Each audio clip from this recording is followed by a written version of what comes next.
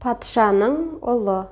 Ертеде бір патша баласын медресеге беріпті.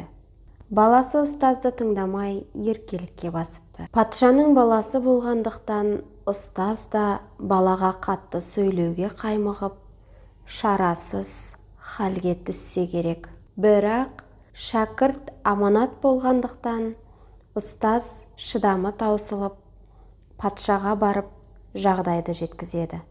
Патша әрі ойланып, бері ойланып, бір шешімін тауып ұстазға ойын айтады. Ұстаз алғашында бұл шешімге шошып кетсе де, патшаның дегеніне көнеді. Келесі күні дәріс үстінде бала тағы да еркелігіне басып, ұстазды тыңдамай келеме жығылады. Дәл сол сәтте есік қағылып, патша есіктен басын сұғып ішке қарайды. Алдын ала келіскендей, ұстаз патшаға дүрсе қойып айғайға басады. «Шық Қанекей, көрмеймісің, дәріс өтіп жатыр» дейді. Патша болса мүләйімсіп, кешірім сұрап шығып кетеді. Мұндайды көрген патша баласының аузы ашылып, көзі бақырайып қалады.